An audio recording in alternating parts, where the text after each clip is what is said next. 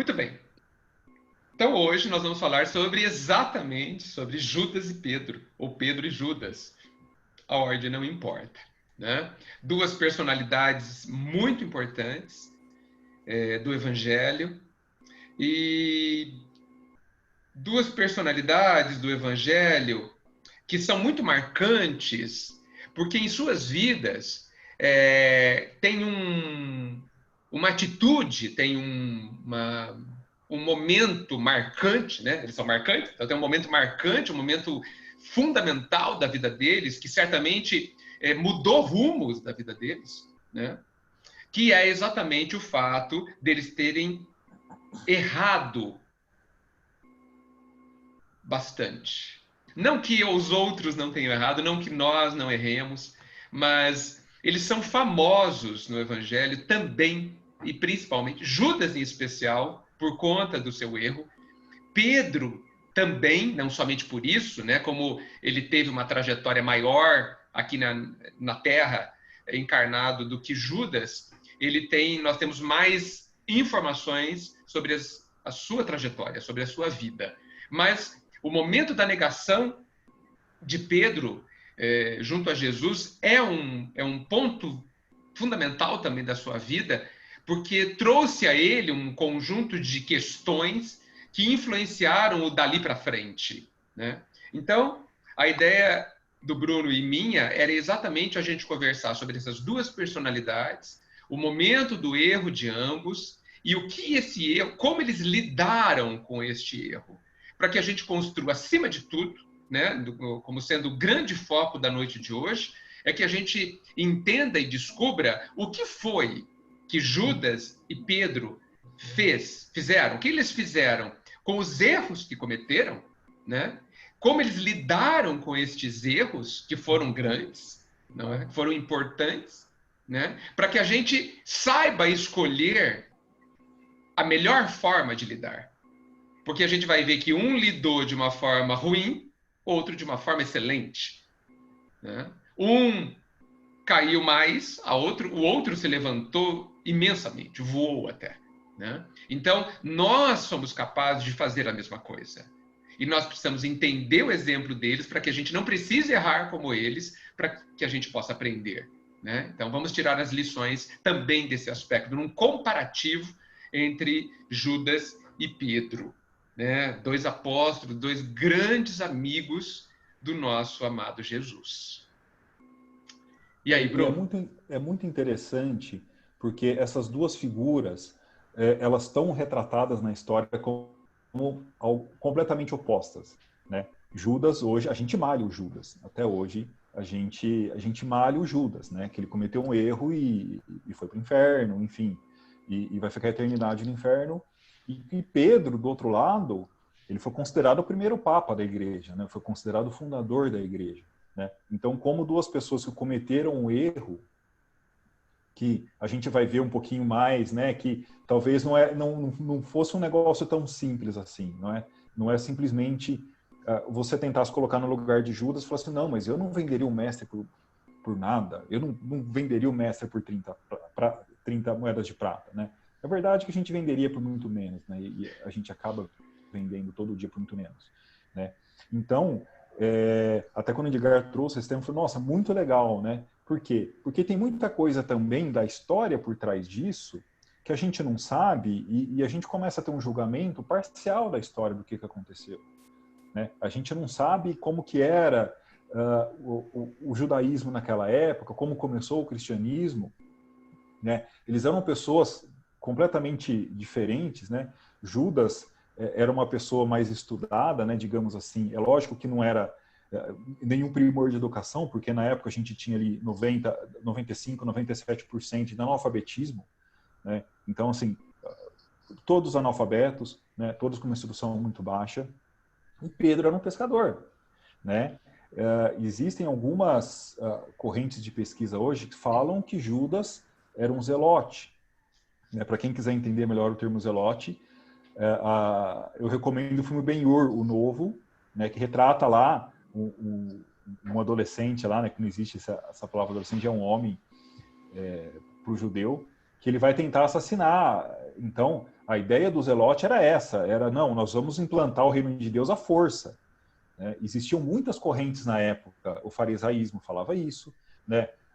Os saduceus também acreditavam em alguma coisa parecida, né? A gente já tem a ideia daquele judaísmo monolítico, não, cada um tinha uma ideia, né? E a ideia principal deles, e até por isso que levou ao erro dos dois, né, é que seria uma coisa física, né? O reino de Deus seria uma coisa física, né? Então, a ideia do Zelote era essa, não, nós vamos matar todos os romanos que estão aqui, a gente vai colocar lá um rei e acabou, né? A gente instala o reino de Deus na faca, né? Na espada. E não é bem assim, né? A gente percebe que não é bem assim. A gente comete esse erro até hoje, né? E Pedro, quando Jesus chama Pedro, ele já é uma pessoa idosa, né? Ele tem 42, 43 anos, né? Por que eu estou falando idoso? Porque naquela época, se você tinha essa idade, você já era um idoso, porque a expectativa de vida era de 40 anos, né? Então imagina só, você com 40 anos, ó, você já é um velhinho, né? Você já não dá mais muito, você tá para morrer, né? E ele era muito turrão, né? Pedro era um cara muito impulsivo, né? Muito a pessoa dura mesmo, né? Até Jesus colocou o nome dele de Kefas, né? De Petros, enfim. Justamente por causa disso, porque ele era uma pessoa dura, né? Uma pessoa e engraçado que eles tinham vários problemas, né? De personalidade, Pedro, de reclamar, de fazer as coisas com, né? Com aquela turrice dele, mas ele expressava, né? O que ele tinha de caráter físico dele, né? E psicológico. Judas já não. Né? Judas já tinha um outro, já era mais calmo, mais tranquilo, mas olha, mestre, olha, eu tenho aqui o dinheiro, né? Como nós vamos fazer o dinheiro? Vamos arrecadar como? Né? Então, por aí a gente já vê que são pessoas ali bem diferentes que Jesus escolheu, né? E se Jesus escolheu os dois, com certeza ele sabia o que ele estava fazendo. Não é, Edgar? Mas não tenha dúvida que sim. A gente não pode. Eram todos pessoas especiais, né? Dentro daquele contexto, eram necessários, né? Eles formavam uma comunidade que fazia extremo sentido sob a ótica do plano divino, né? A gente não pode esquecer isso. Com certeza, um ensinou muito para o outro, a gente não fica sabendo das interações que eles tiveram entre si em 3 anos de convivência, praticamente o dia inteiro, né, nesses 3 anos. E sob a influência do Senhor ainda, então, a gente certamente quando a gente estiver no plano espiritual, a gente vai ter muito mais informações a respeito disso, para que a gente estude também, né? Mas é muito interessante o que o Bruno coloca, porque a gente pensa que, muitas vezes, e isso é cultural aqui no Brasil, talvez em outras partes do mundo também, que Judas era uma pessoa ruim, né? A questão dele ser malhado desde a infância, a gente assim, levado a pensar que Judas que Judas só tinha e só tem uma característica, a de traidor.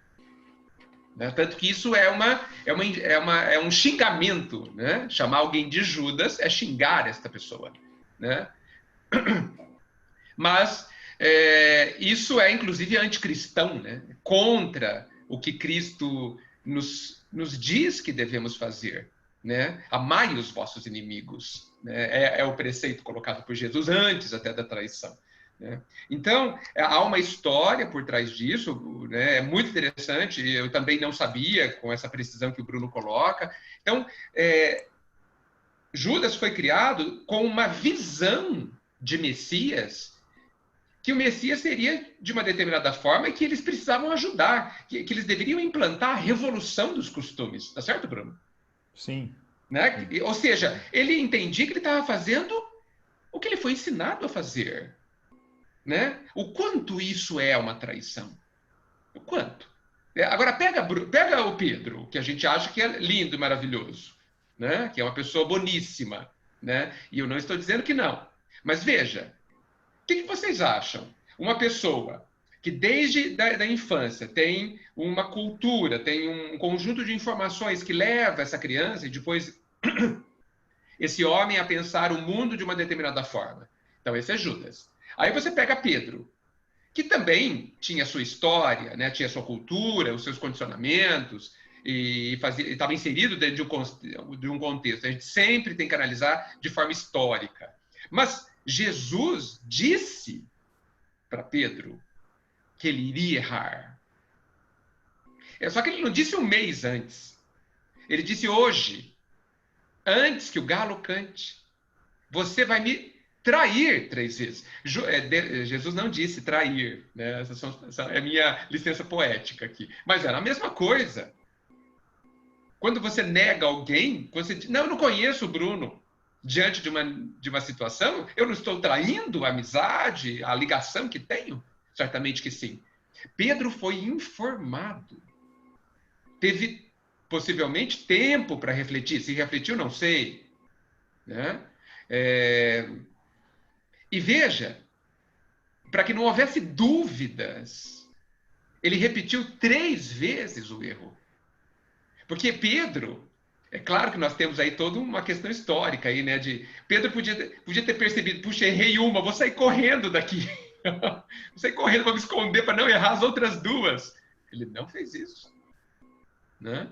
É claro que eu não estou fazendo nenhum tipo de julgamento a ambos, muito menos a Pedro. Estou fazendo uma análise, né? Talvez eu negasse 40 vezes naquele dia e não 3, né? E o Bruno coloca muito bem, negamos até hoje.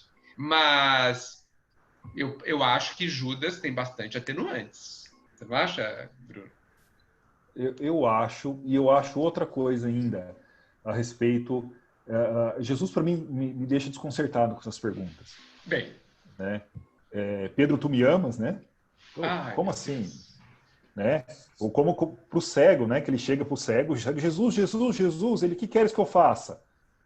Peraí, Jesus, ele está cego na sua frente, o que você acha que ele quer? Né? Então, né? Jesus conhece a pessoa muito mais do que ela mesma. Olha que coisa interessante. Sim. Né? Jesus conhece a gente melhor do que nós mesmos. Né? Então, aí que eu lanço a pergunta.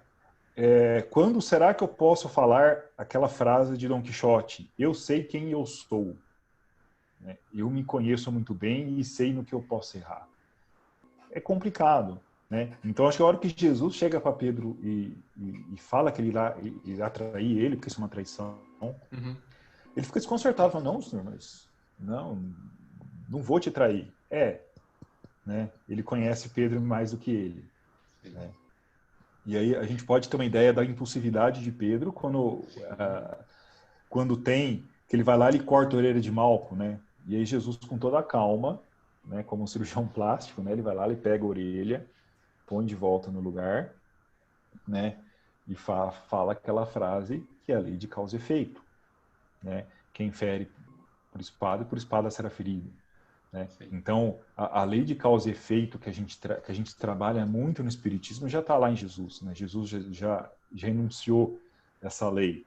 Né? Então, ele já deixa muito claro para a gente tudo o que a gente pode fazer, o que a gente não pode fazer. Na verdade, quais são as consequências dos nossos atos. Né? Porque Jesus e depois o Espiritismo traz uma coisa muito interessante, né? Que é, olha, a gente pega a primeira revelação, né? Kardec chama de primeira revelação, com o Antigo Testamento. Olha, você não pode fazer isso, você não pode fazer aquilo, você não pode fazer isso. E aí vem Jesus, já alivia um pouco esse jugo. Né? E aí vem o Espiritismo para esclarecer a gente. Então, o Espiritismo não proíbe nada. Ele vai te informar quais são as consequências dos seus atos. Né? Tudo que a gente for fazer, a gente tem uma consequência. Então, com certeza, se a gente tivesse um lugar de Pedro, a gente também teria negado. Né? Como o Edgar falou 40 vezes. Não, eu teria negado 7 vezes 70. Né? Que é o número completo lá. Né? E tem gente que fala assim, não, porque você só pode... você vai perdoar 490 vezes, foi o que Jesus falou. Não, isso daí é uma figura de linguagem. Né? O 7 para o judeu é o completo. Né? São 7 dias da semana, então é o completo. 7 vezes 70 é mais completo ainda. Então você vai perdoar ad eterno, para sempre. Né? Você vai ter que perdoar para sempre. Né? E que Jesus com certeza fez isso no segundo seguinte, depois da traição. Mesmo porque ele não precisaria disso. Né? Sem dúvida, sem dúvida. Eu estava me lembrando aqui, Bruno, que nós estudamos esse momento de Jesus com Pedro da traição lá no Boa Nova, lembra? Sim. Né? Onde o livro Boa Nova, do Humberto de Campos, para mim é um dos grandes livros de cabeceira, né? E exatamente essa mensagem, essa história ali retratada no Boa Nova, logo na sequência, nessa mesma página, existe uma frase que me ajuda imensamente no tema perdão. Porque quando Jesus diz a Pedro que ele iria negá-lo 3 vezes naquela madrugada, Pedro fica indignado. Indignado e diz: mas Jesus, pelo Senhor eu morreria. E Jesus quase ri, assim, sorri, não ri de sarcasmo, claro, mas ele sorri, verificando certamente a imensa ingenuidade de Pedro sobre si mesmo, sobre eu não me conhecer, como o Bruno colocou, né? E diz essa frase que me orienta, que me ajuda, e eu acho que pode ajudar a todos nós, sobre a questão do perdão, da compreensão que nós precisamos ter ao outro. Jesus diz assim: ah, Pedro, o homem é mais frágil do que perverso. Querendo dizer que Pedro iria negá-lo não porque era perverso, mau, mas porque era frágil. E foi exatamente isso que aconteceu. Mas não somente Pedro é frágil, mas Judas também, eu também, nós também somos frágeis. E é por este motivo que erramos. Isso é muito interessante que a gente saiba. Muito interessante. Muito bem. Ok, Bruno? Vamos em frente? Vamos. Muito bem. Antes da gente... Eu acho que agora é o momento, porque a gente está analisando os erros, né? Falamos um pouquinho dos erros de Pedro, citamos Boa Nova, onde Jesus já está compreendendo o erro que vai acontecer daqui a algumas horas de Pedro, mas, pelo menos no Evangelho, há muito pouca informações sobre o que Jesus fez a Judas. Acho que não tem muita coisa, né, Bruno? Não. Não. Tem nada, né?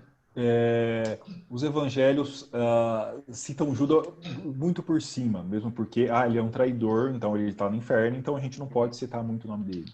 Ah, tá. Né? Então tem até algumas passagens, aquele que o traiu. Nossa, não fala nem o nome? Não fala nem o nome. Que nem Harry Potter, tá bom. Tanto que em algumas passagens, inclusive na Santa Ceia, que ele fala de traição, ele não fala de traição, ele fala de entregar. Né? Um de vocês me entregará. Né? Uhum. No grego lá também foi traduzido como traição, mas não é entregar. Né? Okay. Então, Judas já entendeu naquela época, não, então eu vou entregar ele, porque isso eu tenho que fazer mesmo, e aí a gente vai fazer uma revolução aqui, e Jesus é o general, e depois ele vai subir no trono. Né? É um erro que ele teve, ele ficou 3 anos com o mestre e não aprendeu. A gente está há 2.000 anos estudando isso e a gente também não aprendeu. Mas Bruno, Então, sabe o que me ocorreu agora? Veja, quando Jesus disse isso, e evidentemente Judas ouviu ali na ceia, talvez Judas tenha interpretado, puxa, Jesus sabe, não falou para eu não fazer. Ou seja, ele está sabendo de tudo, o plano de Judas, vai dar certo. Você concorda que pode ter acontecido isso, inclusive? Sim, existe um evangelho de Judas. Tá. Que é um evangelho apócrifo, ou seja, ele não está na nossa Bíblia.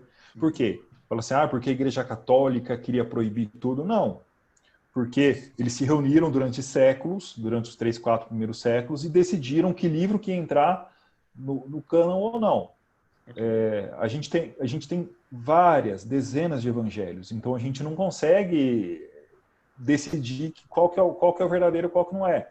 Foram escolhidos esses 4, mas a gente tem outros evangelhos, um dos evangelhos que a gente tem é o evangelho de Judas. Né? Ele tem alguns erros históricos nesse livro, então ele foi traduzido há um tempo atrás, inclusive por um espírita, certo. E nesse evangelho ele traz que já era um plano com Jesus. né? E ele traz, inclusive, uma briga com Jesus, porque ele fala, Judas, você não está entendendo o que eu quero dizer? Né? Até meio bravo, umas coisas, uma discussão, que a gente acha difícil disso tenha acontecer. Claro. Né? Mas é interessante para a gente ter como estudo. Né?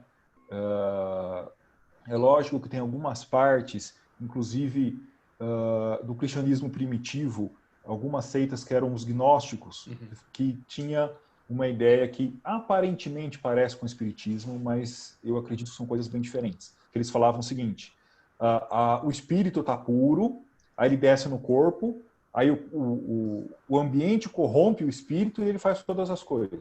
Então Jesus é um ser puro, então a gente vai ter que ir lá e vai ter que libertar Jesus desse corpo que está aqui né, não faz muito sentido para a gente. Não né? faz. Por mais que as pessoas falem assim, não, porque o espiritismo é a continuação do gnosticismo, eu vejo muitas diferenças. Sem dúvida. Talvez Judas tenha essa ideia também. Né? É lógico que são tudo hipóteses. Por quê? Porque a gente tem pouca documentação de Judas. Sem dúvida. Né? A gente não consegue ir lá e buscar ver o que realmente aconteceu, o que se passou com Judas. Né? Então... Bem, você me deu a deixa então, porque no livro Trigo de Deus, psicografado pelo Divaldo, do espírito Amélia Rodrigues, ela tem uma sequência de livros que falam sobre a vida de Jesus. Tem no capítulo 12 desse livro, chama Arrependimento Tardio, tem um trecho que eu gostaria de colocar para vocês aqui, porque ele é emocionante. E ele fala de Judas, para que a gente tenha equilíbrio aí, não falando só de Pedro, né? Eu vou ler e parar no ponto, é bem curtinho. Então, eu vou ler só uma parte. Então, antes de aparecer as mulheres que foram ao túmulo vazio, Jesus descera. A palavra descera está em itálico. Porque Depois não é eu te explico descer. por quê. Ok, tá bom, me explica. Eu entendi que, porque não é descer, mas você deve ter outras explicações. As regiões penosas do mundo inferior ao qual se arrojara Judas invigilante. Quer explicar agora? O judaísmo tem muito disso de descer e subir. Ah, é? Né? Então, para o judeu, todo mundo que morre, desce. Entendo. Né? Não, você não sobe, você desce. Então, você pegar lá no Antigo Testamento a pitonisa de Andor, que vai lá, vai conversar com Saul, sobe. Ele sobe. Então, ele estava embaixo, ele estava na terra. Né? Tá. E para o judeu é muito importante esse negócio de você subir e descer. Né? Então, quando um homem estava descendo e ele foi assaltado. Ah, lembro disso. Isso. Por quê? Porque ele estava descendo. Se ele estivesse subindo a Deus, não teria acontecido nada com ele. Né? Existe esse simbolismo. Tá? Fantástico. Se você entrar numa sinagoga, tem a Torá que está no alto. Por quê? Você tem que subir para chegar a ela. Né? Fantástico. Né? Esses simbolismos são fantásticos. Entendi. Então, debatendo-se na constrição psíquica do laço que o enforcara. Então, vamos lembrar, Judas se enforcou. Então, veja, nós que somos espíritas já sabemos que o espírito não morre, evidentemente. Né? E que a gente continua vivendo determinadas situações muito fortes, mesmo depois do desencarne, principalmente as situações desequilibradas, né? Porque a gente está preso a situações, todas aquelas situações que a gente constrói. Então, feliz do espírito equilibrado que está preso ao seu equilíbrio, né? É ótimo. Mas nós também ficamos presos ao desequilíbrio, que é o caso de Judas, que se suicidou. Então, veja, debatendo-se na constrição, né, no aperto psíquico, porque, evidentemente, o laço não existe mais de forma física, que o enforcara e sob a truanesca zombaria daqueles espíritos que o estimularam à tragédia, tornara-se o símbolo da suprema dor. No aturdimento ímpar, que é imenso, né? Sem poder ver o amigo divino, porque lembra, Jesus desceu até onde Judas estava, sentiu momentaneamente atenuarem-se-lhe as dores e a loucura, e ouviu-lhe a voz dúlcida nos refolhos do ser, ou seja, na intimidade do ser. E Jesus, gente, fala o seguinte. Mas antes de falar o que Jesus disse, eu gostaria de comentar com vocês que eu tenho um hábito que todas as vezes que eu leio Jesus falando, e ele fala com alguém, claro, eu sempre entendo que ele está falando com cada um de nós. Então eu faço uma brincadeira que lá no Evangelho, o meu Evangelho tem o meu nome. Então Pedro vira Edgar, Judas vira Edgar, o cego era o Edgar. Então ele está sempre falando comigo. E no Evangelho de vocês também tem o nome de vocês. Porque Jesus nos conhece um a um, pelo nome, por todos os nossos nomes. Então, me parece muito fortalecedor que eu saiba e sinta que Jesus fala comigo. Porque ele me ensina, ele tenta me ensinar, eu sou mais rebelde, mas ele insiste, né? Ele fala, e o Evangelho está falando comigo. Então agora, quando Jesus se dirigir a Judas, ele também está falando comigo, porque eu também traio, porque eu também erro. E Jesus quer nos ensinar permanentemente. Olha só o que ele fala a Judas. Judas, sou eu. Então vejam, gente. Jesus se apresenta para nós na hora que a gente erra, na hora que a gente acerta. E amorosamente, por vocês vão ver que ele vai amorosamente conversar com Judas e diz: eu estou aqui, sou eu. Eu que te amo, ele está falando para nós, estou aqui com você, na sua dor, na sua loucura. Judas, sou eu. Que todos nós possamos ouvir permanentemente Jesus falando assim conosco. Edgar, sou eu. Isabel, sou eu. Rafael, sou eu. E ele continua. Confia e espera.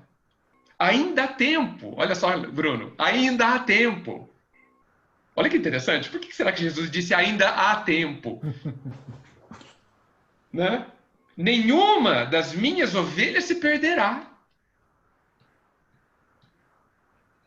Perdoa-te a ofensa. Veja, ele está pedindo para Judas perdoar a si mesmo, gente. Porque Judas não fez nada com ele. Perdoa-te a ofensa a fim de que te possas libertar da culpa e recuperar-te da culpa. Depois a gente vai voltar nesse tópico. Acende a candeia, a chama da esperança, e a sombra irá embora. Olha só o que ele está falando, gente. Nós estamos falando de Judas. Judas, que tinha traído o mestre, esse enforcado. E ele está falando, olha, se você guardar dentro de você a esperança, a sombra que você está vendo e está sentindo, vai embora.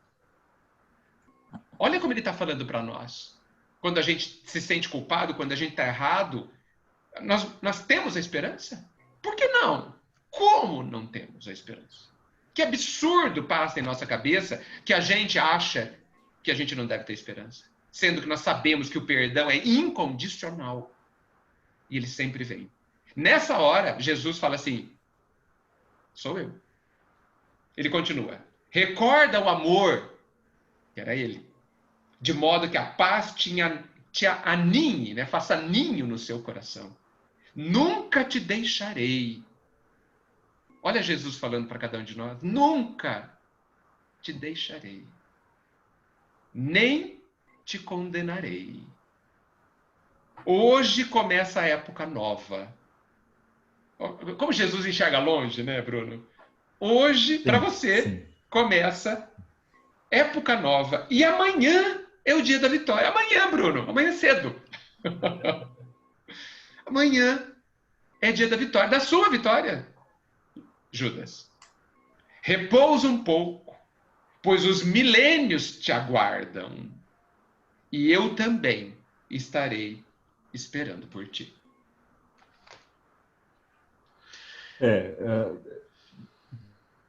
Jesus tem umas... a gente não consegue entender. Jesus é terrível. Eu costumava falar que eu não lia muito o Evangelho, porque eu não entendia muito, porque eu não conseguia entender um ser com esse amor. Né? Para a gente é algo muito difícil. Transcende. Eu sou um cara de exatas, né, como Edgar, mas Edgar tem um pé na psicologia, então, para mim é muito mais 1 mais 1 igual a 2 e acabou. Né? E eu fui começar a entender depois que eu tive um filho. Né? Aí que a gente começa a entender o amor. Né? E aí a gente pensa que o amor de Jesus é muito maior do que o amor de um pai para filho. Né? Ele nos conhece nos mínimos detalhes. Né? E nos ama por isso, um amor autêntico. Né? Olha que coisa mais especial que a gente não poderia ter. Né?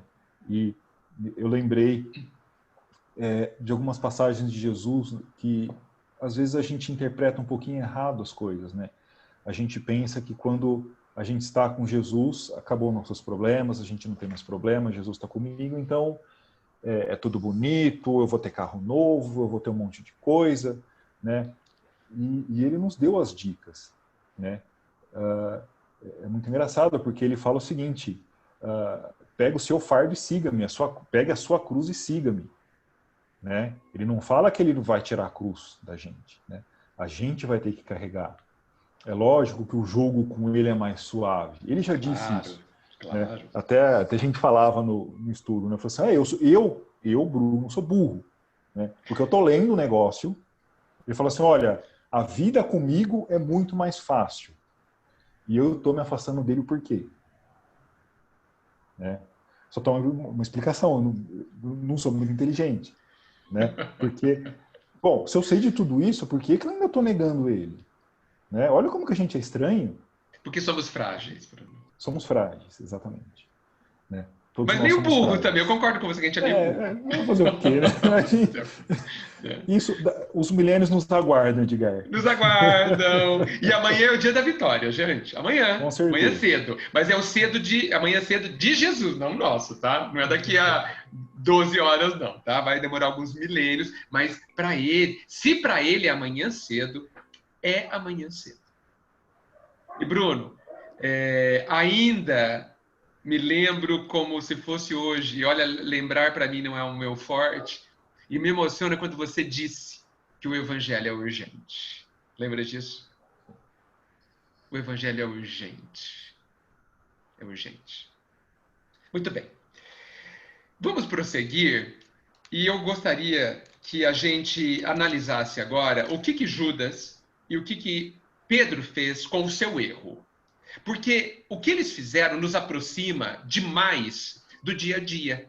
E a gente precisa da receita. Jesus nos deu o norte, mas nós precisamos descobrir o nosso como. Qual é o meu como seguir Jesus? Qual é o como do Bruno? Qual é o como de cada um de vocês?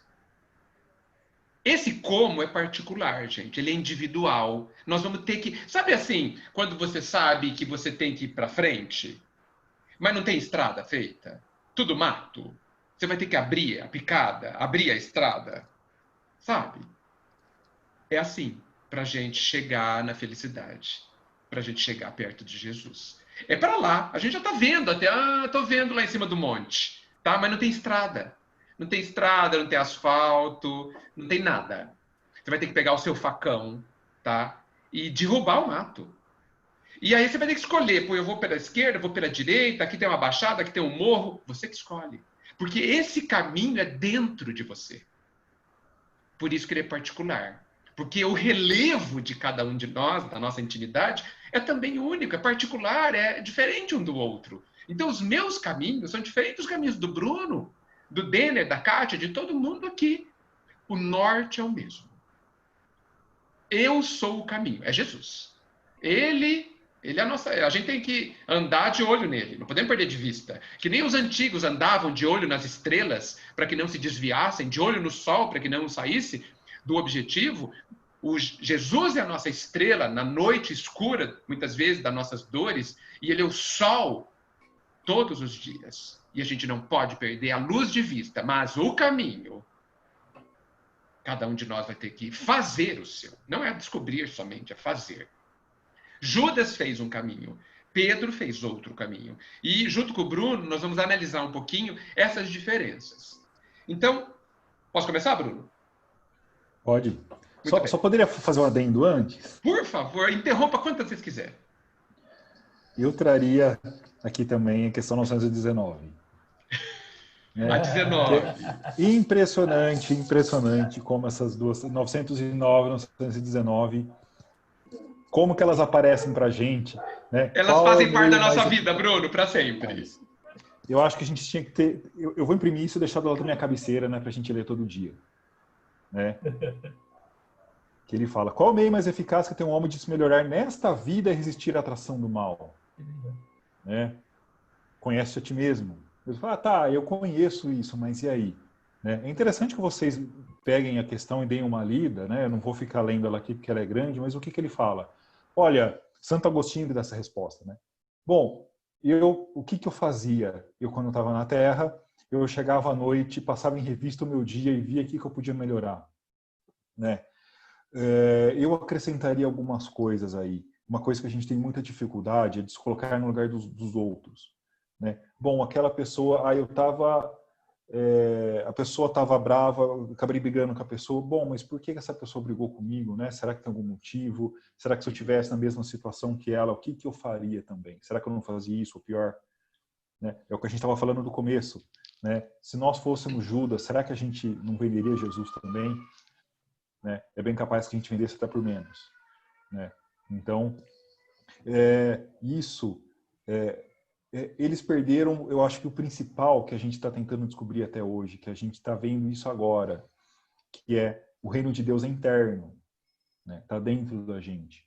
E isso, para mim, o que me deu esse estalo foi o livro Voltei, do irmão Jacob Frederick Figner. Fantástico. Quem não leu, por favor, leia, porque é um livro fantástico. Ele foi o fundador do parque gráfico da FEB. Né? Ele queria imprimir livros espíritas e ninguém queria imprimir. Falou assim, bom, se ninguém quer imprimir, então vamos fazer um parque gráfico. Né? Durante a gripe espanhola, ele acomodou mendigos na casa dele, com gripe espanhola. Né? Então, não era uma pessoa tão ordinária quanto eu, tão simples quanto eu. Era uma pessoa já um pouquinho mais elevada, né? E ele chega no mundo espiritual e fala assim, gente, mas por que tá todo mundo com luz e eu não tô? Né? E aí que ele descobre, né? Fala assim, olha, o reino de Deus é interno, tá dentro de você não cultivou isso. Né?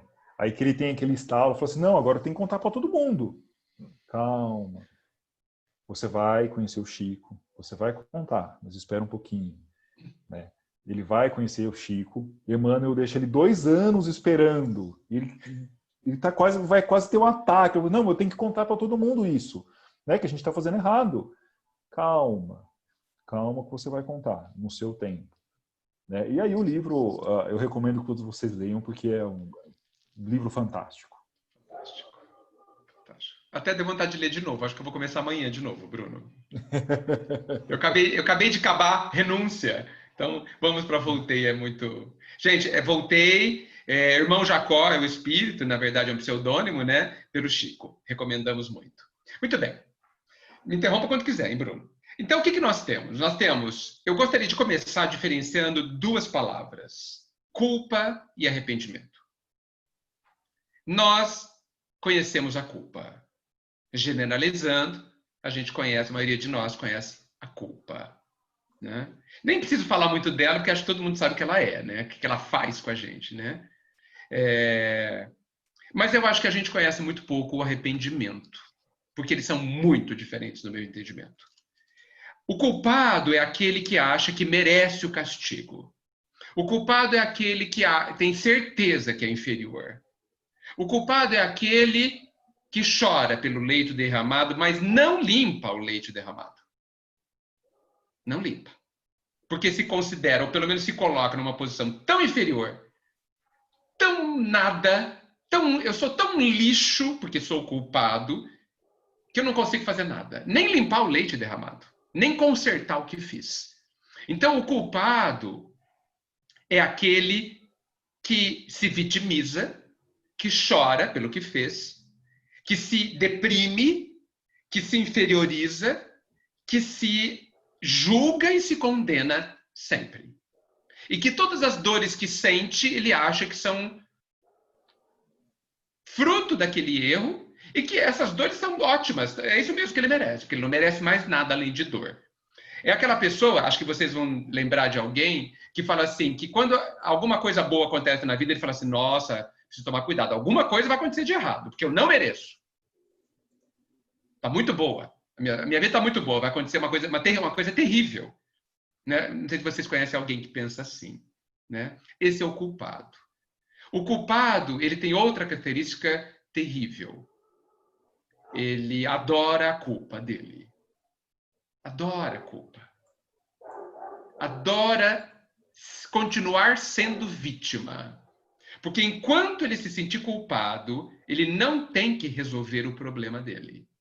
Por quê? Porque ele é inferior e fraco. Coitado. Coitado. Né? Então ele não tem força de resolver, ele é incapaz de resolver. É isso que ele tenta pensar. O arrependido é diferente. O arrependido também sente remorsos, igual o culpado. O arrependido também chora, também sofre, também se sente mal pelo que fez, como o culpado. Mas ele não chora a vida inteira. Chega uma hora, depois de chorar um tempo, ele fala, chega, vamos para frente, porque eu não quero continuar sofrendo. Eu já sofri, e talvez eu continue vivendo as consequências dos meus atos, né? Isso se chama, dentro de Kardec, expiar os próprios atos, tá certo? Mas eu preciso ir para frente. Eu preciso aprender, inclusive, como eu faço para não errar mais. Porque o arrependido olha para o futuro e o culpado olha para o passado. O arrependido, ele também chora diante do leite derramado. Mas depois de uma hora ele vai lá e fala assim, bem, agora eu vou limpar.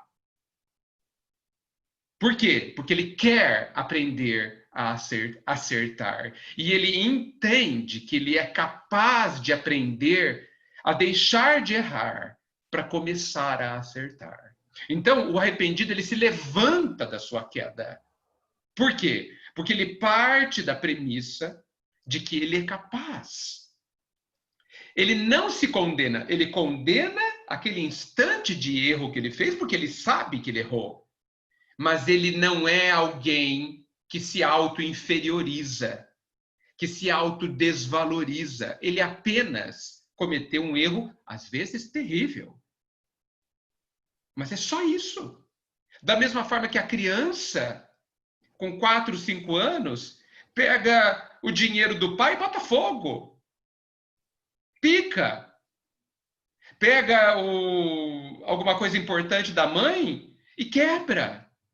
Não há uma má intenção, há apenas uma ignorância. É assim que o arrependido pensa. E eu pergunto para vocês, como é que a gente deve pensar? Como é que a gente deve se enxergar, Bruno?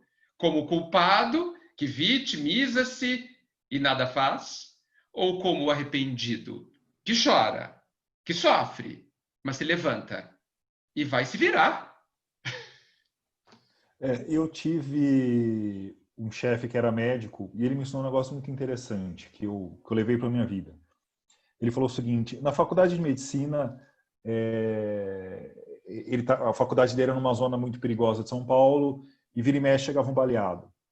E ele falou assim, a gente como estudante, todo mundo apavorado, não, porque o fígado, porque eu já vou fazer isso, vou fazer aquilo. E ele falou, teve uma professora que falou assim, não, para, por que você está desesperado assim? Já aconteceu o acidente. Ele já está aqui baleado, já está sangrando. Agora você para, analisa e vê que ação que você vai tomar. Você tem um passo a passo a seguir. Não é você indo afobado. Eu acho que a gente tem que ser a mesma coisa na nossa vida. Perfeito. Né? Bom, eu errei. Bom, primeira coisa, eu admiti que eu errei. Bom, o que eu vou fazer para consertar? Perfeito. Né? E qual que é a maravilha de tudo isso? Jesus e Deus vão nos dar a oportunidade de consertar esse erro. Né? A gente vai ter essa oportunidade. Você, mas eu falei com fulano, eu falei com meu pai, eu falei com a minha mãe. Não se preocupe que você vai ter chances de corrigir isso, né? Você vai ter muitas possibilidades, muitas chances de você conseguir corrigir isso, né? Então, fiquem calmos, né? A gente tem que ficar calmo. Fica Ok, calmos. eu errei. Ok, todo mundo erra, todo mundo vai Todo errar, mundo. né? Teve uma pessoa que veio aqui no planeta, não errou e, mesmo assim, colocaram ela no madeiro, né? Crucificaram essa pessoa, né? Então, assim, iremos passar por várias turbulências, nós vamos ter muita coisa que, infelizmente, a gente tem que aprender na dor, né? Que eu falo por mim mesmo que eu sou meio burro, então, às vezes, Jesus fala assim, não, eu vou te dar uma agora para você bater a cabeça, né? Jogar uma pedrada em você, né? Para ver se você acorda, né? Essa passagem que você falou, Edgar, do Evangelho Ser Urgente, isso, eu não lembro se você lembra da história do que aconteceu. Eu estava numa reunião mediúnica, contato, e o Tato que estava fazendo a Doutrinação. mediação, e era uma mãe que ela estava desesperada procurando o filho. E cadê meu filho? Cadê meu filho? Cadê meu filho?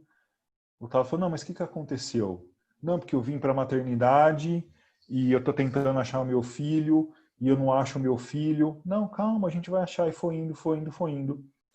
E ele fez a pergunta fatídica, que o Tato perguntou para o espírito, falou, que ano que você está? E ela respondeu, 1972. Então, uma pessoa que passou 40 anos, né, procurando o filho, né? E aí que realmente a gente vê, faltou evangelho, né? Tá faltando evangelho para a gente. Será que se essa pessoa, se esse espírito tivesse um conhecimento, muito pouca coisa do evangelho, se conhecesse Jesus, será que estaria nessa situação durante tanto tempo? Né? É aí que a gente se pergunta, né? Então, essa foi uma pedrada que eu levei, né? Essa me acertou e eu levei um tempão para processar isso daí. E falei assim, olha, é lógico que eles falam, né, que reunião mediúnica não é para o espírito, é para a gente, né? O encarnado Então, sempre. é sempre para o encarnado, né? Porque lá eles têm como socorrer as pessoas, né? Então, a reunião espírita, a reunião mediúnica acontece por causa da gente, né? Para ensinar alguma coisa para a gente, né? E foi só assim que eu aprendi, Puxa. né? Que eu levei uma patada na cabeça, uma pedra na cabeça, e aí a gente começa a aprender. A gente, opa, peraí, né? Aí você olha para trás assim, nossa, mas eu estou tropeçando faz 10 encarnações? Bom, agora que eu sei que eu estou tropeçando, nessa pedra eu não caio mais. Eu vou cair na Pronto. próxima, mas aí eu me vejo por lá, Sim, né? Aí é outro problema, né? Um problema por vez, sem né? dúvida. É aquela história. Quando um carro me fechava na rua, eu queria matar o cara, né? Agora eu não quero mais matar, eu só xingo ele. Então, assim, né? Olha que melhora, enorme. Já melhorei um pouquinho, Enorme a né? melhora. Então, daqui a alguns anos eu não vou mais querer xingar o cara, né? Pronto, Então olha a aí. gente vai, né? Baby Sim, steps, né? Fazer o quê? exatamente. Perfeito, Bruno. Eu não lembrava dessa história, eu só lembrava do final, que já é fantástico. Então, gente, colocado esses dois conceitos dessa forma, a gente vê que Judas só se culpou. Tanto que se impôs uma dor enorme que foi o suicídio. Agora, observemos Pedro. Pedro sentiu muito remorso. A gente percebe, inclusive, no final daquele capítulo, lá do Boa Nova, logo depois que ele negou 3 vezes, o galo canta, ele senta e chora terrivelmente. Né? Agora, o que o Pedro fez com a sua dor? O que ele fez com os seus erros?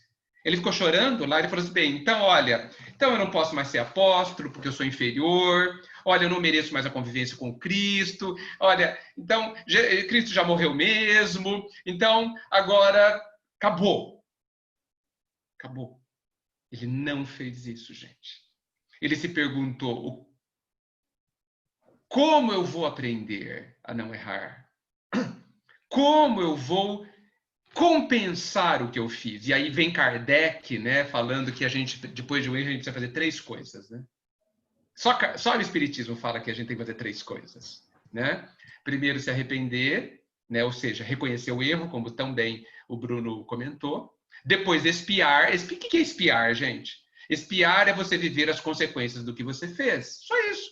Nessa palavra aparentemente tão feia, é só você colher, tá? E depois, a terceira coisa é você reparar. Você tem que consertar a sujeira. Então, se derramou leite, desculpa, você vai ter que arranjar outro leite agora, né? Nessa minha brincadeira. E Pedro, entendendo este processo, né? Ele se levantou, reconheceu o erro, chorou, se arrependeu, teve remorso, né?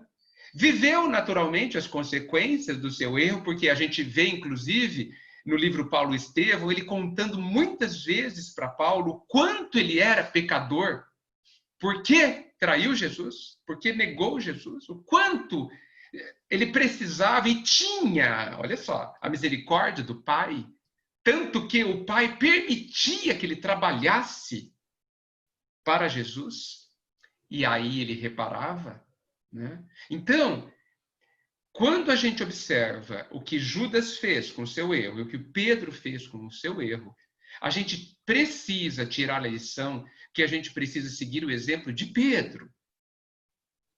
Porque a culpa é muitas vezes orgulhosa, né? A culpa, ela não é humilde, né? Mas o arrependido é. O arrependido de verdade, dentro desse conceito que a gente está colocando aqui, ele reconhece o erro, ele se submete à colheita que ele mesmo plantou e ele quer trabalhar para consertar a bobagem que fez. E com isso, ele adquire a paz. Como a gente vê em Pedro, né, que viveu, segundo o que o Bruno me contou, mais 40 anos. Certo, Bruno? Morreu aos 80 e pouco, eu não sabia. Conheceu Jesus aos 40 e morreu aos 80. Olha só, um Matusalém da época, né, praticamente. Né? Então, 40 anos. Feliz, gente. Feliz, porque ele estava construindo dentro dele mesmo o caminho, sem perder de vista jamais a luz do Cristo. Então, seguimos Pedro, nos arrependendo desta forma e combatendo ferozmente a culpa que quase 100% da população humana tem, né? E gosta de ter, o que é terrível, né? E que nós precisamos transformar isso, esse conceito, essa forma, essa crença, essa atitude que a gente faz com a gente mesmo, para que a gente, mesmo errando, sofra menos e caminhe mais rapidamente e com paz na direção do Cristo. Eu gostaria de, já está dando a nossa hora, mas eu acho que essa passagem ajuda muita gente nisso, né? Atos 3:6, Pedro está no templo e ele vê um coxo, né? Um paraplégico no chão, e ele está olhando para baixo e ele pede dinheiro, né? E aí Pedro fala: não tenho prata nem ouro, mas o que tenho, isso eu te dou. Em nome de Jesus Cristo Nazareno, levanta-te e anda. Né? Ou seja, você já espiou. Né? Agora levanta, eleve-se, né? E anda, né? Com seus próprios pés. Né? Então, eu acho que vai de encontro a tudo que você falou, Edgar, porque, ok, passou, né? Não precisa ficar se culpando. Né? Já resolveu o problema. Agora, bola para frente. Sim. Né? Sim. E Bruno, você fez lembrar outras coisas. Jesus falava para todo mundo: vai, não peques mais, ponto. Não fica chorando aí pela casa que você errou, que você é inferior. Next, né? Vamos para frente. Vamos para frente, o futuro nos espera. Isso, né? Exatamente. Olha o que ele disse para Judas: se enche de esperança e a sombra vai embora. A esperança é do arrependido, não é do culpado. Né? Então, a gente precisa... Vejam, gente, nós estamos falando das lágrimas que tantas vezes a gente chora e que não tem nada a ver com karma, viu? Nada a ver com coisas da vida passada. Tem a ver com a forma como a gente está enxergando a vida e a nós mesmos hoje. Não estavam, são lágrimas que não estavam previstas. Eram esperadas por conta da nossa inferioridade, mas não estavam previstas. São lágrimas que podem ser evitadas. Basta que você comece a olhar para você mesmo, 1919, de uma forma mais equilibrada, com mais sentido, com mais lógica. Bem, acho que a gente precisa parar de falar, né, Bruno? É. Se não segurar a gente vai embora. A gente vai 2 horas fácil aqui, porque a gente adora bater papo.